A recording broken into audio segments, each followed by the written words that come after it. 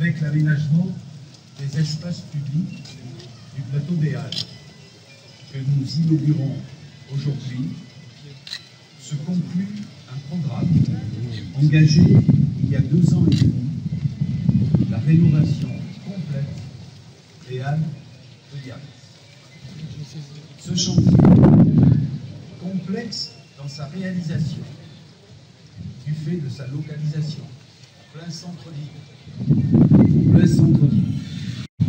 du fait de l'activité commerciale du site, a été mené de façon exemplaire, conformément au planning qui avait été prévu et conformément à l'enveloppe financière établie. On le sait, il s'est déroulé en 2 phases.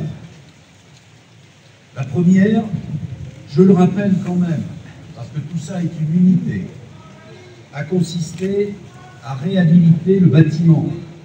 Un bâtiment, je le rappelle, qui est un bâtiment classé.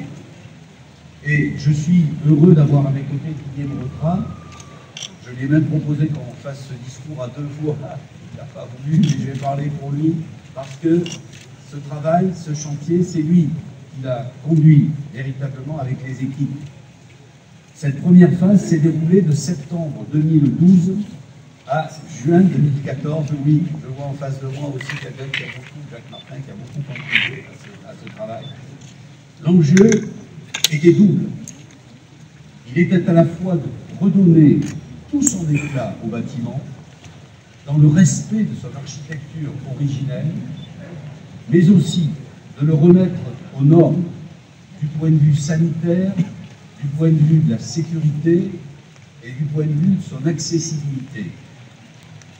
Pour la restauration du bâtiment, l'architecte du projet, Patrick Lafort, qui n'est pas là aujourd'hui, mais représenté par des membres de sa famille, a choisi, vous le savez, de modifier les façades et les auvents sur le principe des structures anciennes. Il a aussi imaginé le principe des persiennes pour réintroduire la lumière offerte par les verrières de l'époque. J'avais prévu de faire un discours d'environ 30 minutes, mais...